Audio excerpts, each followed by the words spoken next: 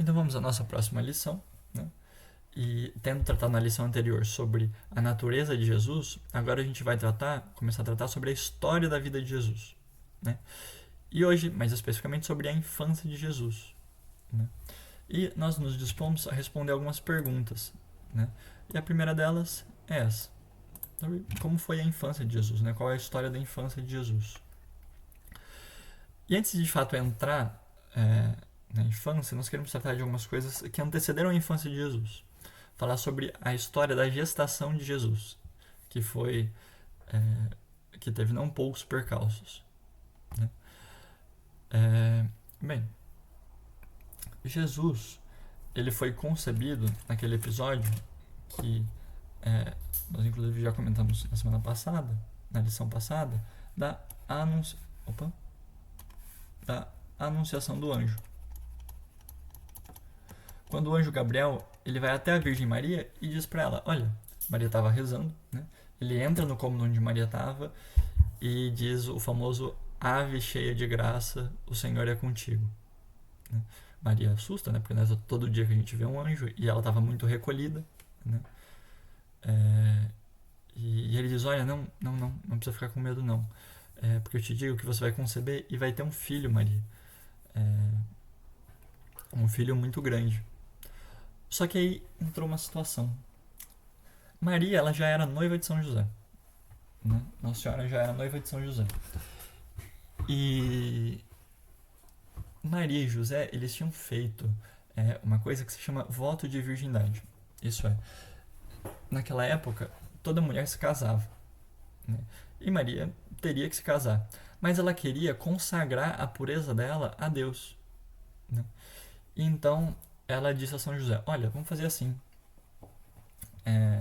São José foi para ela e contou que tinha a mesma vontade, e eles disseram: vamos fazer assim, a gente vai se casar, a gente vai morar na mesma casa, sob o mesmo teto, mas nós vamos viver como irmãos.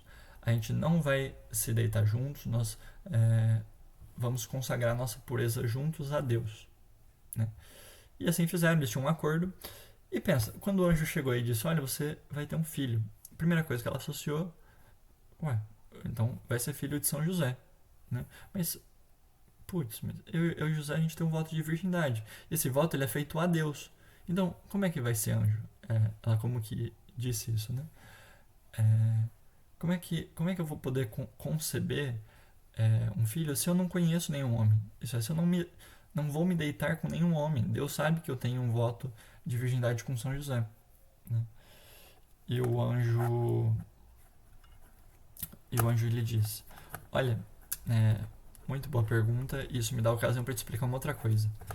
Esse filho que vai nascer, por mais gigantesco que isso pareça, não vai ser filho seu e de José, mas vai ser um filho seu e de Deus. É isso mesmo. Deus, ele vai, a sombra de Deus repousará sobre você, e é Ele que no seu ventre, com a sua natureza, vai conceber um filho. Por isso que esse filho vai ser filho seu, sim, mas também filho de Deus, né? E imaginemos, né? Maria deve ter tido um choque, né? Porque isso nunca aconteceu antes. Nunca se ouviu dizer, principalmente em Israel, que tinha um respeito absoluto por Deus, que Deus pudesse ter um filho com uma mulher. Isso é uma coisa inimaginável na cultura hebraica naquele momento, né? E Maria, como boa hebreia, como boa israelita, ela também tomou um susto, né? Mas era um anjo enviado por Deus que estava falando, né? E ela tomou a atitude de: olha, se ele está dizendo, eu não sei quantos mistérios isso envolve, mas se é a palavra de Deus, eu confio, né? Ela não assentiu, ela não consentiu em fazer tal coisa. Tipo assim, vamos fazer, então, que eu tenha um filho, que eu tenha um filho de Deus. Não, ela só queria seguir o que Deus estava falando, independente do que fosse. E por isso que ela consente dizendo: eis aqui a escrava do Senhor, né? faça-se em mim segundo a vossa palavra. Né? É a palavra de Deus que é a ordem máxima de Maria. Só que olha que situação que ela tá. E naquele momento ela concebe de fato Jesus e Deus se faz homem, né? O verbo se faz carne. Só que olha que situação. Duas coisas. Primeiro, que choque deve ter sido a Virgem Maria ter entrado numa situação dessa em questão de segundos. Tipo assim, há um minuto atrás você estava rezando quietinha no seu quarto e era uma menina normal. No outro minuto, você é mãe do Filho de Deus. É um choque muito grande. E por mais perfeita que fosse a alma da Virgem Maria, isso demandava um tempo para ser absorvido.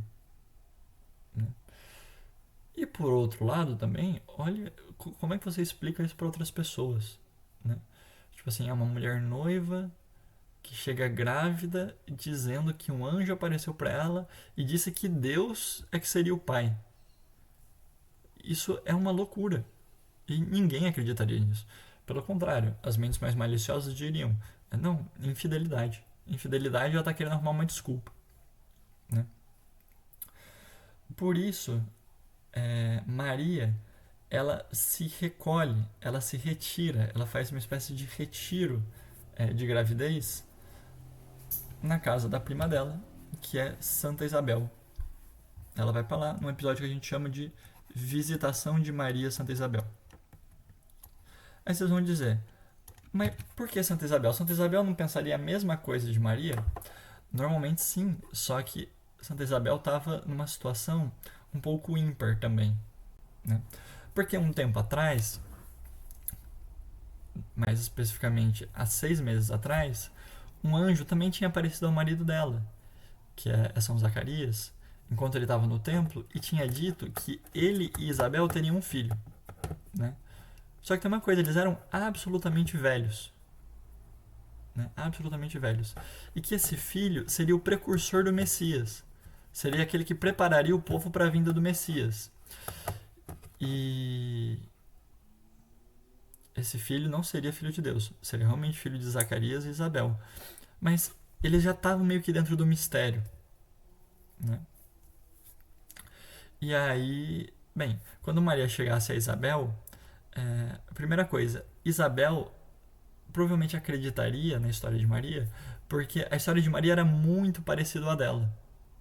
Né? Muito parecida. Até as falas do anjo à Virgem Maria são muito parecidas às falas do anjo a Zacarias. Né? E assim que ela contasse, Isabel associaria uma coisa com a outra e diria: não, isso é perfeitamente possível que tenha acontecido. Né?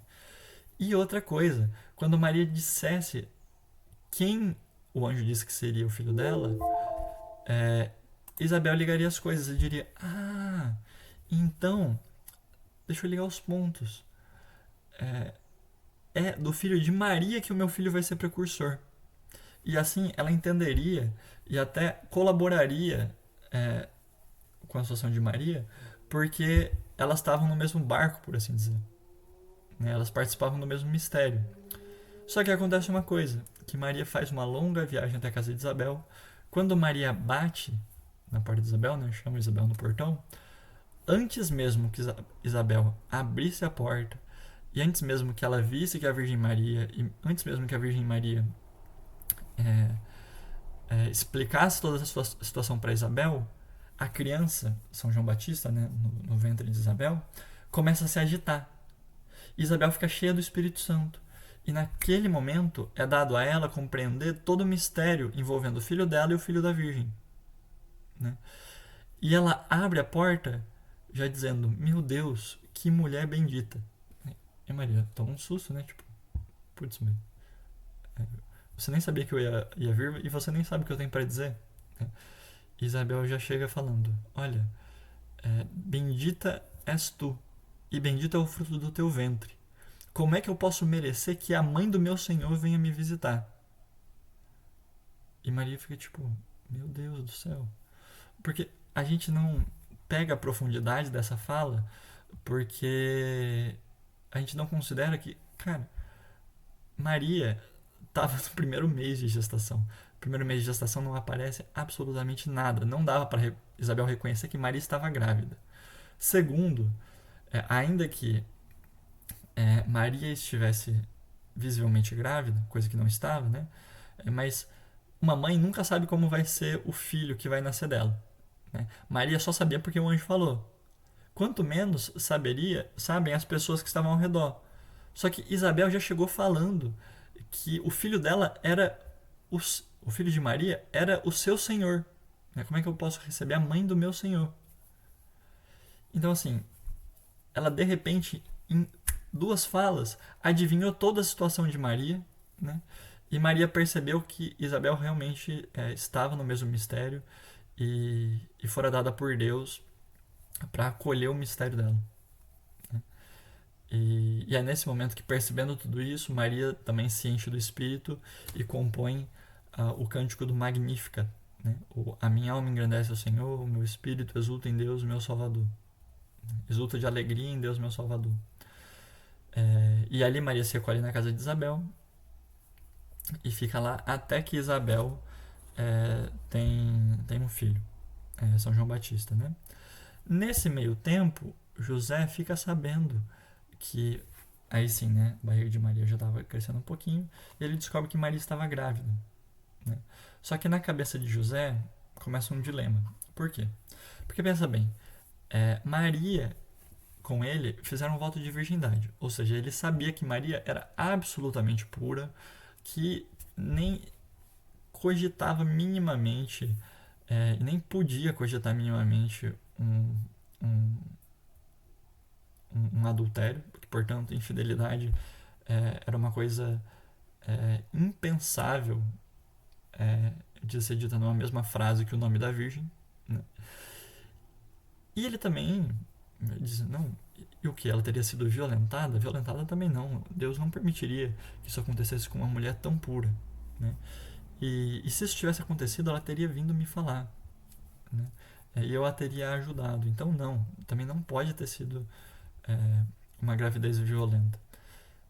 Então, olha, eu simplesmente entrego a situação nas mãos de Deus, dizia José.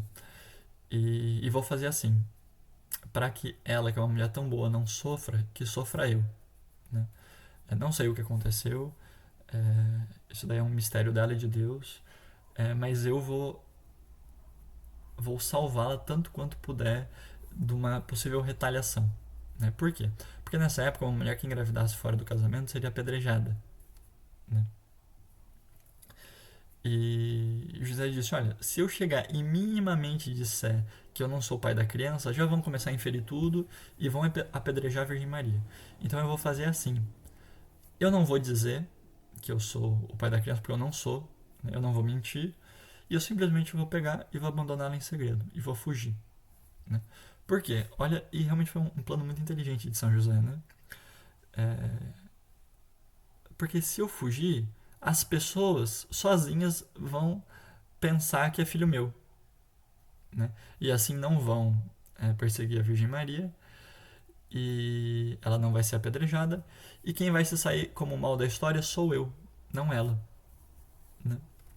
Então todo o plano estava pronto, São José já fez já fizeram as malinhas dele, né? E só que aí um anjo aparece a ele em sonho e diz: pois bem, José, muito bom. Eu vi que você fez tudo isso, isso é muito bom. Só que não precisa ter medo de receber ela, não. É por esposa. Eu sei que isso é um mistério muito grande, mas o filho que foi concebido nela é filho de Deus, José. Essa é a explicação para essa coisa que você não consegue explicar. E eu sei que dizendo isso você vai pensar, putz, uma mulher que seja esposa de Deus, eu sou indigno de viver numa mesma casa que ela. Só que não precisa ter medo não, José. É Deus que está pedindo para que você a receba por esposa. Né? E que a proteja como guardião dela. E que receba o filho dela, filho de Deus, como seu filho. Né? E cuide deles e forme com eles uma verdadeira família. Se case realmente com a Virgem. Né? Então, São José desperta e de fato faz isso, né? Acolhe a Virgem, né? Explica a ela que ele já estava consciente de tudo e o que Deus lhe pedira para fazer, né? A recebe em sua casa e cuida dela durante toda a gravidez, né? Só que aí acontece uma coisa, que nessa época Israel estava sob o poder de Roma e Roma pediu para que todo mundo voltasse à sua cidade natal para, ou melhor, para a cidade da sua família para se registrar, né, para que Roma pudesse ter um controle de quantas pessoas tinha naquela província, né, e quem eram aquelas pessoas, né. O sujeito tinha que chegar lá na terrinha da família dele, né, e dizer, olha, meu nome é tal, eu tenho, minha família é composta por tal pessoas, por tais pessoas, e seus nomes são tais ou quais, né? Iam registrar lá e o sujeito podia voltar para casa, né? E José, ele era da família de Davi, né? Então ele teve que ir para a Judéia, né? E ele de fato pegou a Virgem Maria, um burrinho, né? Fez as cargas, né? Montou as cargas e foi para se alistar, né? Coisa é que no meio desse caminho ele parou em Belém. Belém é a cidade onde nasceu Davi, né? De cuja família José era, né? Depois eu falo, mas tem um certo significado, né? O fato de ser Belém, né? Para além desse que eu já disse, né? De ser a cidade de Davi, mas depois eu comento. E coisa é que quando ele estava lá, completou-se o tempo e a Virgem Maria começou a entrar em trabalho de parto, né? E José ficou desesperado, saiu correndo, falou, meu Deus, ela está para conceber o Filho de Deus, e saiu igual um doido procurando em toda a cidade onde é que ela pudesse ficar, só que ele procurou e não achou, né?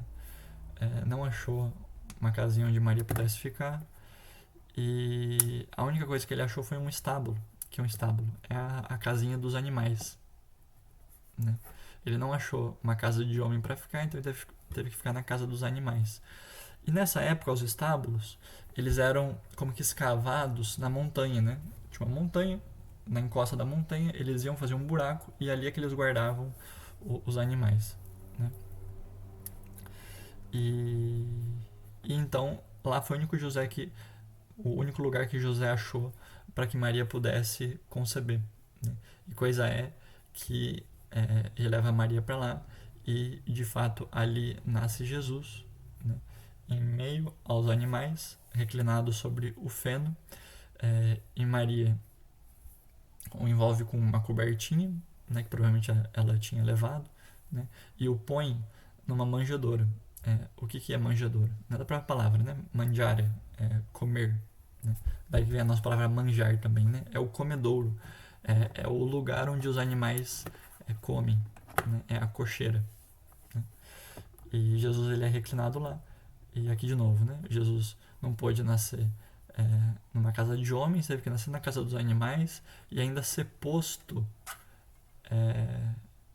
no prato dos animais, por assim dizer. É a suma humilhação, né? E ali eles ficam, né? Aqui há uma nota, né? Que é claro que talvez tivesse algum outro lugar, né, para Jesus nascer, talvez.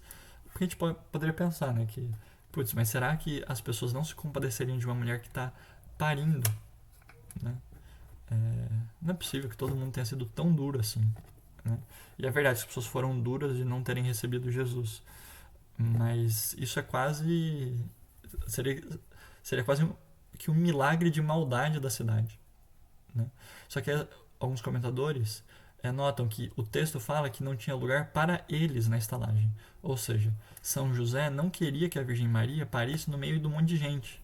E de fato, todos os quartos estavam ocupados por pelo menos algumas pessoas, porque estava tendo essa coisa do alistamento, né? Tinha muita gente indo para todas as cidades e Belém devia estar lotada, né? Então talvez a única proposta que José tenha recebido tenha sido a de, olha, ela pode parir aqui, só que tem que ser naquele quarto que já tem um monte de gente, né? Ele disse, não, de jeito nenhum, porque é, ninguém vai ver ela despida, né?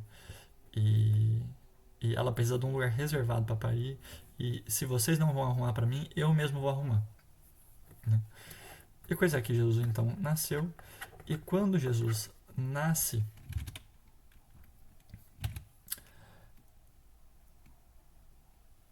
algumas coisas um pouco diferentes começam a acontecer, né? A primeira delas é que ele recebe a visita de pastores, né? Esses pastores chegam lá e simplesmente veem a criança e se dobram diante dela, né? O Senhor José e Maria ficam tipo, nossa, como assim? O que vocês estão fazendo? Aí eles falam, não, olha, a gente estava no campo e, e já estava bem tarde. Na verdade, nem, nem todos nós estávamos no campo, né? Só estávamos os últimos lá cuidando das suas ovelhinhas, prestes já a trocar de turno, todo mundo querendo ir dormir, e de repente a gente viu um anjo aparecendo e, e ele nos disse que hoje nasceu para nós o nosso Salvador. O Salvador que nós estávamos esperando desde Adão e Eva nasceu hoje, e que ele nasceu em Belém e que nós o reconheceríamos por vê-lo posto numa manjedoura no meio do monte de paninho. E olha aí como está o filho de vocês, é ele.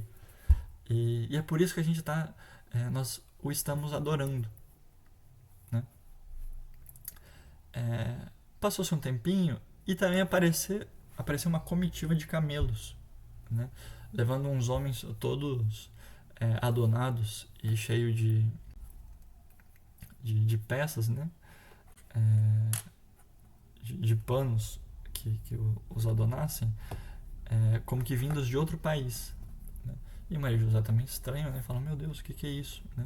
E esses homens, mais especificamente 3 deles, né? Os 3 mais bem vestidos, descem carregando uma coisa na mão, né? E antes de cumprimentar José e Maria, eles se ajoelham e adoram o menino, né? E José e Maria, meu Deus, quem são vocês, né? E é evidente, né? Aqui a gente pode imaginar que José, principalmente, não devia estar vendo isso de início com os melhores olhos, né? Tipo, calma aí. Antes deles garantirem que eles estão adorando o menino, todo mundo pode ser uma certa ameaça, né? Então tem que tomar cuidado. Então é muito compreensível que São José tenha chegado e perguntado, quem são vocês? O que vocês estão fazendo? Meu Deus. E eles explicam, né, que eles eram magos, reis magos vindos do Oriente, né? E que fazia muito tempo que no país deles, eles, os pais deles, os avós deles, observam as estrelas em busca de sinais, e que há algumas noites apareceu a estrela que era sinal do Salvador, né?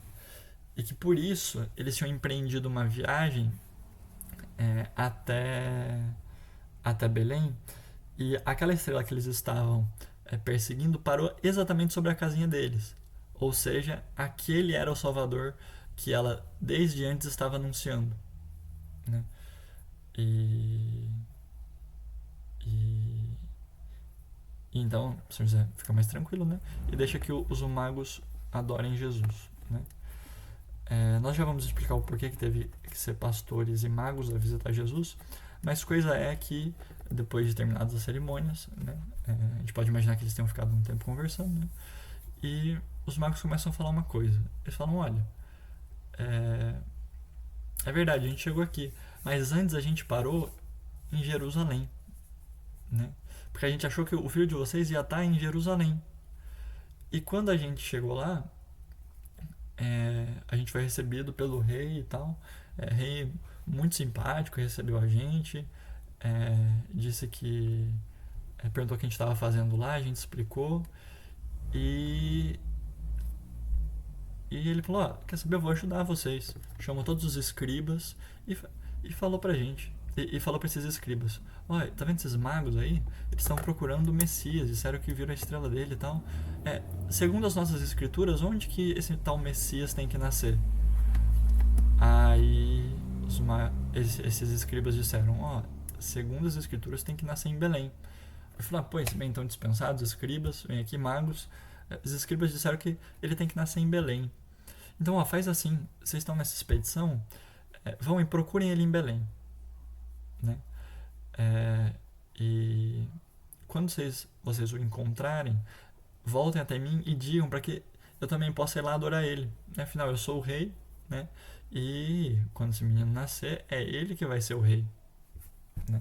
Então, nada mais posso fazer do que prestar reverência ao meu sucessor. Né? Tudo isso era uma atuação. Né? E José já estranha, porque ele conhecia o tal rei, que era Herodes, e fala, esse rei não costuma fazer essas coisas não, né?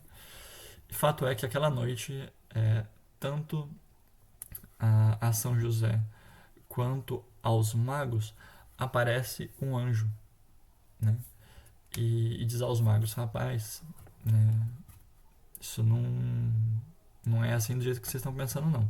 Não voltem lá para contar para esse rei que nasceu o Messias e que vocês o encontraram. Pelo contrário, voltem para o país de vocês por outra via, mas não tinha nem perto daquela cidade. Né? E a São José, o anjo diz, José, a partir de agora, Herodes, quando perceber que os magos, que eu mandei voltar por outro caminho, não voltaram lá para falar que o Messias nasceu, ele vai começar a perseguir tudo quanto é tipo de criança. E se você estiver aqui, ele vai pegar o filho de vocês. Pega essa criança e vai para o Egito. Né? E não volta de lá até que eu diga. Né? Então, eles despertam, José vai para o Egito, os magos vão para a sua terra, né? E Herodes fica meio que à espera, né? Vai passando o tempo, ele vai vendo que esses magos não voltaram e vai começando a estranhar, né? Putz, Belém nem é tão longe assim, já deu tempo deles terem procurado, né? E eles ainda não voltaram. Que coisa estranha.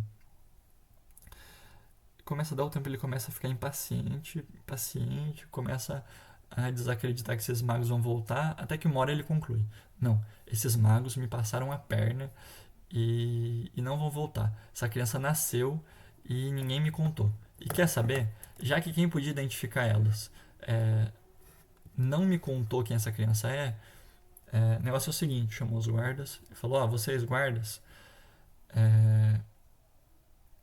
procurem em toda aqui a região as crianças com menos de 2 anos e matem todas essas crianças. Esse tal Salvador que os magos disseram, esse tal rei que os magos disseram, vai estar no meio delas e a gente vai acabar aqui com as outras, talvez inocentes, a gente vai matar também esse rei. Né? E aí teve o episódio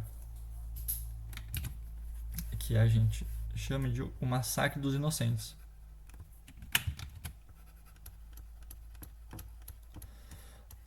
No qual todas essas crianças que tinham mais ou menos a idade de Jesus morreram, né? Menos o próprio Jesus, né? Porque Jesus ele tinha fugido, porque o anjo tinha avisado José um bom tempo antes para que ele fosse para o Egito. Então nessa época ele já estava muito longe, né, da Judéia. E esses inocentes, essas crianças que morreram por maldade de Herodes, né, no lugar de Jesus, que hoje nós chamamos de os santos inocentes, são os primeiros mártires da igreja. Né? Os primeiros a derramar o sangue por Jesus. Né? A gente tem inclusive uma festa dos santos inocentes. Né? Coisa é que então Jesus, José e Maria foram para o Egito, né? Na fuga para o Egito. Antes disso, antes de fato fugir para o Egito, eu deixei para contar esse episódio depois, porque essa ordem vai ter um sentido e vocês vão ver. José e Maria passaram no templo, né? Porque segundo a lei mosaica, toda criança nascida todo primogênito, né, o primeiro filho nascido, deveria ser consagrado a Deus no templo, né? Isso é, os israelitas eles tinham na verdade um costume de fazer isso com as colheitas, né? Os primeiros frutos que eles colhessem, eles entregavam a Deus, né, no templo, para dizer: olha, esse fruto que é graça vossa, Senhor, eu dou para vós, pelo menos os primeiros, para consagrar todos os outros ao vosso poder, né? Dando os primeiros, efetivamente, os primeiros frutos efetivamente, eles consagravam simbolicamente também todos os outros, né? E caso é que eles também faziam isso com os filhos, né? Consagrando o primeiro filho no templo a Deus, né? Eles consequentemente também consagravam todos os outros filhos e toda a família, né? E o que é que eles faziam? Eles levavam algum animal para ser sacrificado, né? E chegando lá, o sacerdote sacrificava o animal a Deus, no lugar da criança, evidente, né? Não ia matar a criança. E ali a criança também era circuncidada, né? Que é como se fosse o batismo dos judeus, né? No qual eles cortavam a pelezinha do prepúcio da criança, né? E coisa é que José e Maria então disseram: olha, antes da gente ir para o Egito, a gente tem que passar lá no templo para consagrar Jesus. Só que olha que coisa, né? Não é todo dia que o templo recebe a consagração do Filho de Deus, né? Do próprio Filho de Deus. E coisa é que eles foram meio que na surdina, sem contar nada para ninguém, né? Para não gerar estardalhaço, né? Eles compraram porque eles eram muito, muito pobres, né? O animal mais baratinho que tinha, que era a pombinha. Opa, deixa eu fazer um negocinho.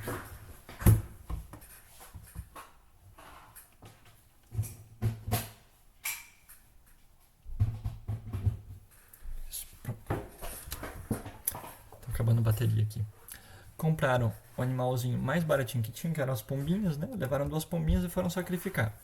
Lembra do episódio quando Maria chegou para Santa Isabel e antes que ela contasse que ela estava grávida de Jesus e quem era Jesus e tudo mais, Isabel já chegou acertando? Aconteceu isso no templo também. Eles chegaram lá para consagrar Jesus a Deus e o entregaram ao sacerdote, né, para que ele o oferecesse e circuncidasse. E esse sacerdote, que ali era São Simeão, né, na ocasião era São Simeão, ele olhou para a criança e tomou um susto, né? E interiormente ele teve uma revelação. Esse tal Simeão, ele tinha recebido uma promessa de Deus, que era de que ele não morreria antes de ver o Messias, né? E ele ficou com isso a vida toda, olhando as crianças e falando: será que uma dessas é o Messias? Será que é esse? Será que é aquele? Mas nunca tinha certeza, né? Até que ele já estava ficando velhinho também, já quase perdendo as esperanças. Até que, quando ele vê Jesus, ele recebe a revelação interior de que aquele era o Messias que ele estava esperando, né? E quando ele pega Jesus e tem essa revelação, ele diz o que a gente hoje chama do Nunc Dimittis, né? Ou Deixai Senhor, né? Que é uma oração assim: Deixai, Senhor, vosso servo ir em paz, conforme prometestes, né? Porque agora os meus olhos viram a salvação que o Senhor estava preparando desde sempre para as nações, né? Uma luz que vai iluminar todo mundo. Não é exatamente assim, eu estou parafraseando, né? Quem quiser ver certinho a oração vai na escritura, né?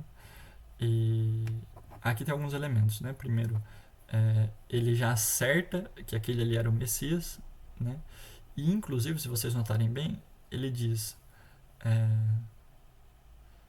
que aquele era não só o Salvador prometido, como também a luz que iluminaria as nações, né?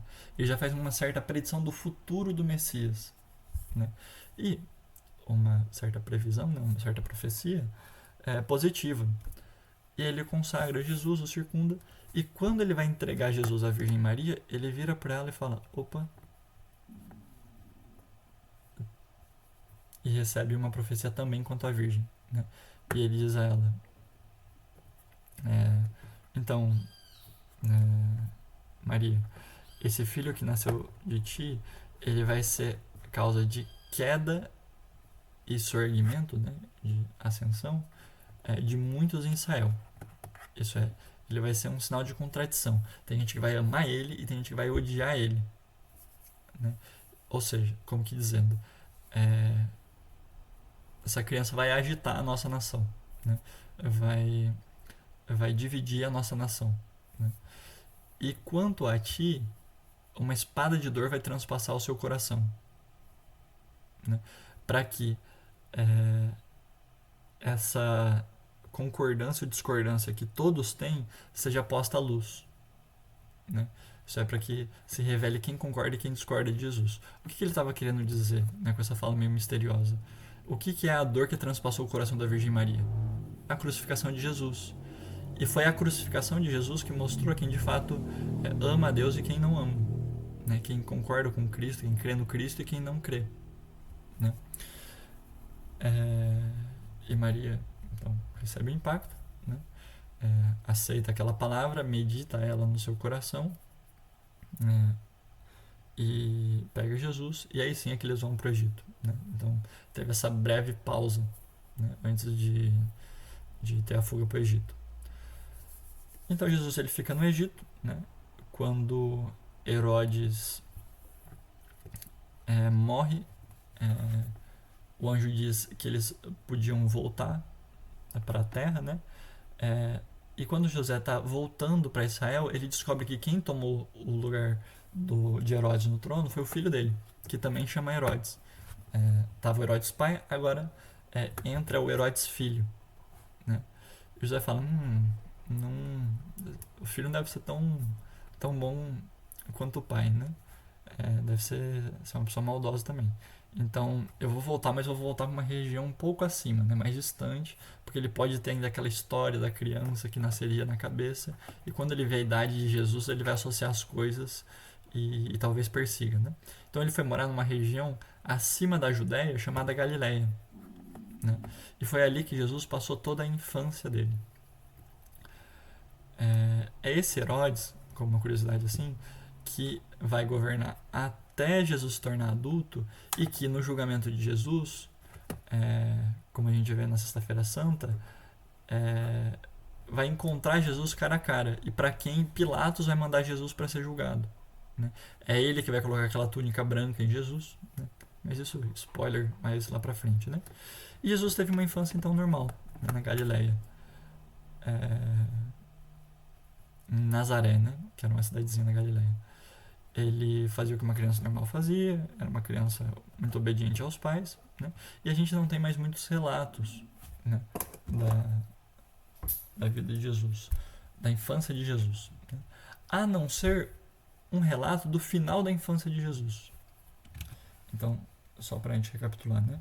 Anunciação, a visitação, o massacre dos inocentes, a gente teve a apresentação de Jesus no templo, e o único relato que a gente tem da infância de Jesus é a de uma vez que ele se perdeu no templo. Opa. Perdeu Jesus no templo. Como é que foi isso? Por ocasião da Páscoa, né, todos os judeus tinham que ir para Jerusalém, né? E Jerusalém ficava um pouco longe, né? Eles tinham que fazer uma viagem. Eles faziam essas viagens em caravanas, né? E quando chegava em Jerusalém, eles participavam dos ritos no templo, né? Onde tinha a emulação dos animais, né? Que era a missa da época, entre aspas, né? Bem entre aspas. E beleza, Jesus foi com Maria e José. E na volta eles também iam pegar uma caravana para voltar para a cidadezinha deles, né, em Nazaré. Só que a coisa é que quando Maria e José estavam voltando, eles perceberam que Jesus não estava na caravana, né? Era muito normal naquela época que os pais se distanciassem um pouco dos filhos, né? Que os filhos tivessem um pouco mais de liberdade. E eles empreenderam alguns dias de viagem, passaram 2 dias sem ver Jesus, né? E talvez até menos, né? É provável que menos tempo. Tenham demorado menos tempo para perceber, né? E eles começaram a perceber que Jesus não estava com nenhum dos parentes, não estava com nenhum dos primos. E falaram, nossa, tá, tem coisa estranha aí, né? Será que ele ficou na cidade? Então eles voltaram desesperados para Jerusalém para procurar Jesus lá. Ficaram 3 dias procurando Jesus, né? E não achavam de jeito nenhum. Imaginamos o coração da Virgem Maria, né? E por isso que eu queria apresentar o episódio da apresentação do templo antes do da perda no templo, porque eles são muito parecidos e têm relação, né? Imagina Maria nesse dia lembrando daquelas palavras de Simeão quando Jesus era recém-nascido ainda, né? Nessa época ele já estava com 12 anos, é importante dizer, né? Que é a idade da maturidade judaica, né? A gente, no nosso tempo, é considerado homem a partir dos 18 anos. Em Israel, eles já o eram a partir dos 12. Né? E Maria lembrando daquelas palavras de Simeão dizendo que uma espada de dor transpassaria o coração dela, e que Jesus seria a contradição de muitos, que haveria um grande sofrimento para ela, e ela sofrendo aquela perda de Jesus naqueles 3 dias, com certeza deve ter associado uma coisa com a outra, né? E pensado, será que meu filho morreu? Né? Ou será que ele foi capturado, alguma coisa assim? Até que ao final de 3 dias ela vai ao templo, né? E ali ela vê uma rodinha, né, de doutores e Jesus sentado no meio deles, né? E ela com certeza corre, né, com São José, abraça Jesus, né? Os doutores explicam, né, que estava todo mundo maravilhado com ele porque ele fazia ele lhes dava respostas surpreendentes, né? Assim como perguntava coisas muito profundas, né? E era uma criança meio especial, assim, né? E Maria vira para Jesus e fala: meu filho, como é que você pôde fazer uma coisa dessas com a gente? Você não sabia que eu e o seu pai, isso é São José, estávamos à tua procura? Né? E Jesus diz uma frase muitíssimo misteriosa, que por que vocês estavam me procurando? Vocês não sabiam que eu devia estar na casa do meu pai? E aqui, isso é uma frase que, principalmente para quem já ouviu esse relato, a gente ouve meio acostumado, né? Mas é uma frase absolutamente impressionante, porque tem muita coisa, tem muita coisa. Primeiro, Jesus mostra para Maria, nesse momento, que ele sabia quem era o pai dele. Isso é, Deus. Não é só Deus, nosso pai, no sentido que a gente diz hoje, né? Como que se de um modo análogo, né? Como uma espécie de metáfora. Não que Deus só o seja simbolicamente, né? Deus realmente é nosso pai, mas não num sentido forte. Ali não, ali Jesus chamou Deus de pai no sentido forte. Isso é, eu sei que eu fui concebido por ele, que a minha carne vem dele, e não de um pai humano. Maria tinha acabado de falar, se referir a São José como pai de Jesus.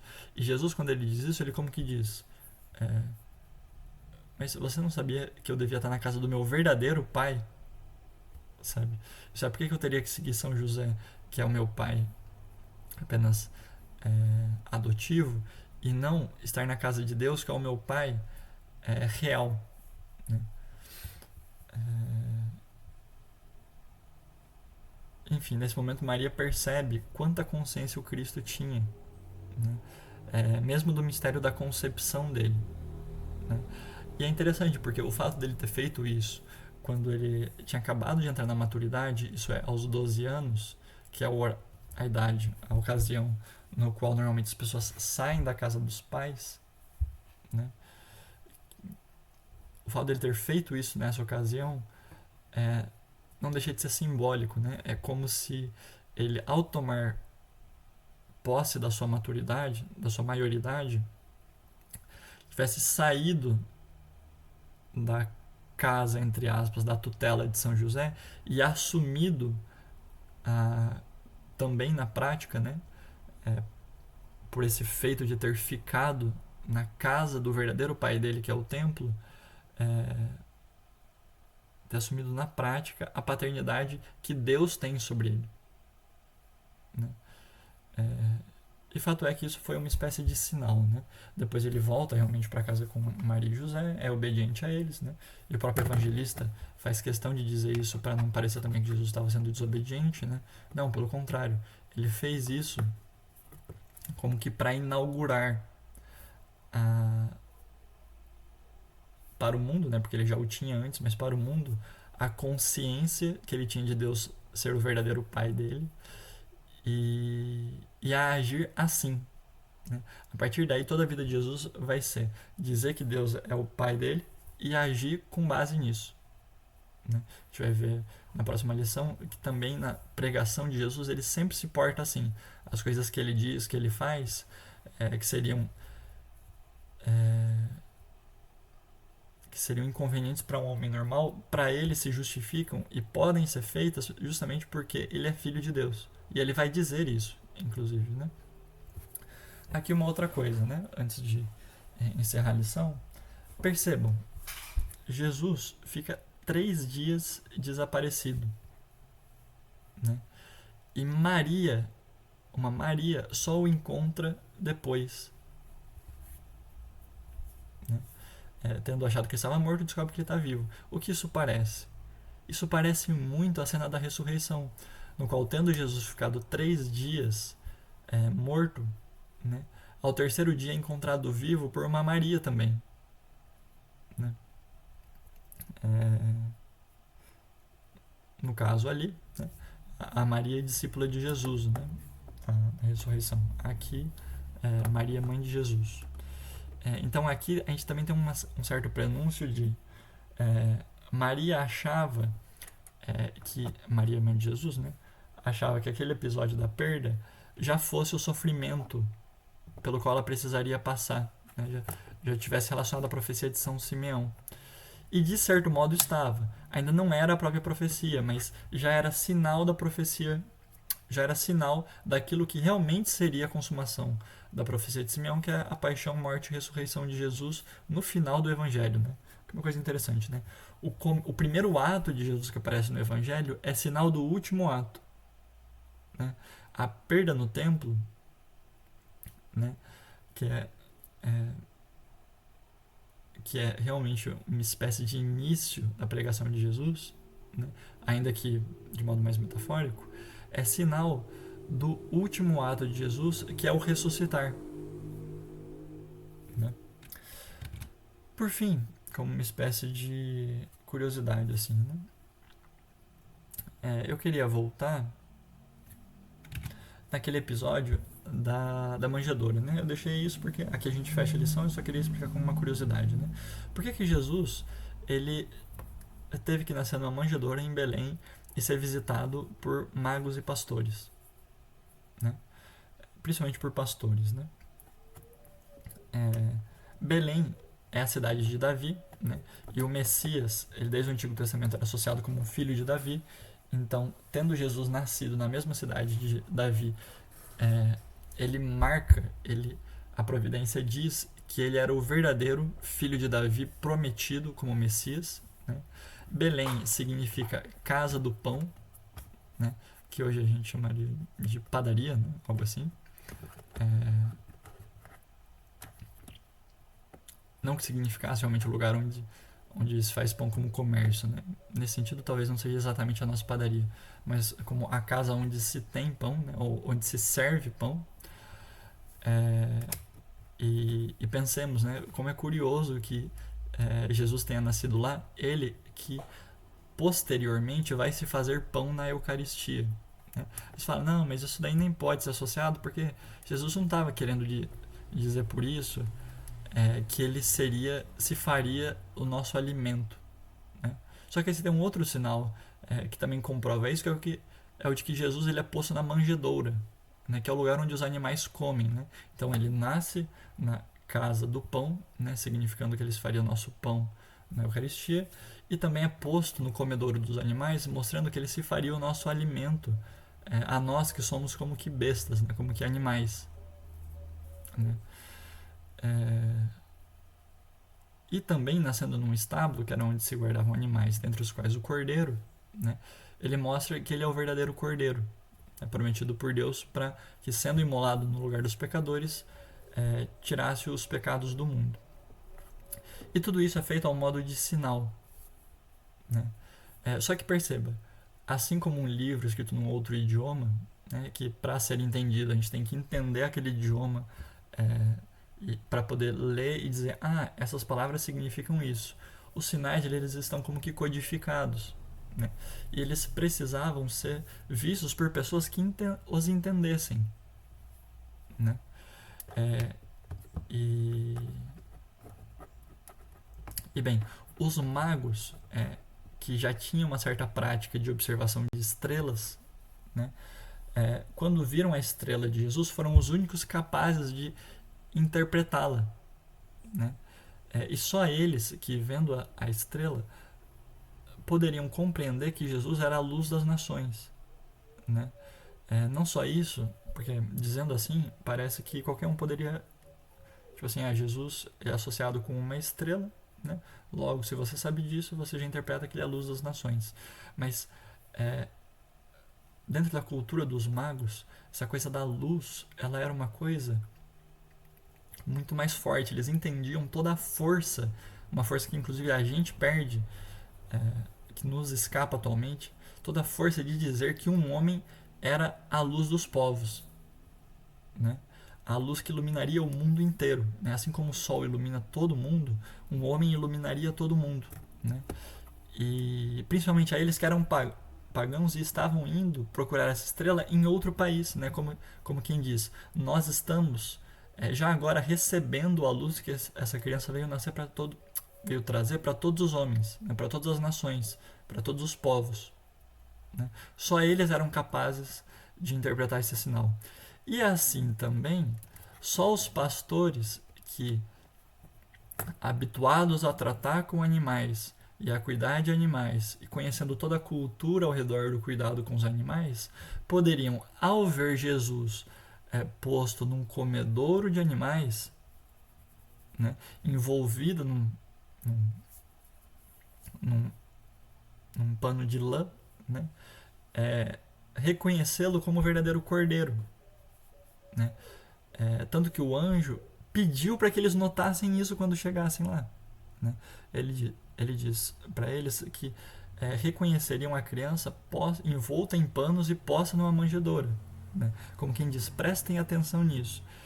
E os pastores, que apesar de serem simples, eram os únicos, por estarem envolvidos nessa cultura, capazes de olhar e interpretar, né? Ver o sinal e entender, justamente porque Deus ele escreve esses sinais ao redor das situações justamente para que os homens entendam, e quer que homens que os podem entender cheguem a ter contato com a coisa.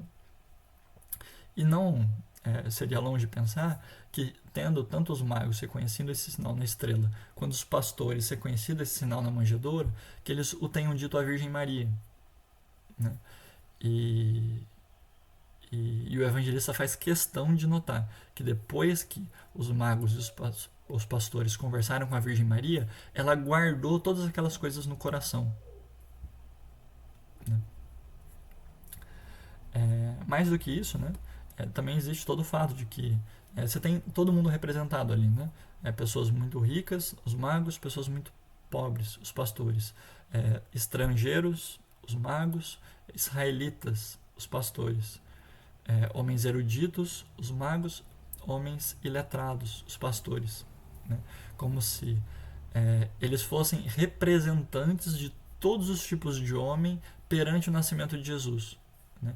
De tal forma que quem contempla o mistério da manjedoura depois, né, sabendo que ali tinham magos e pastores, podem se identificar ou com uns ou com outros, né? Os sábios mais ricos e vindos, convertidos de religiões diferentes, conseguem se ver nos magos, né? E aqueles mais simples,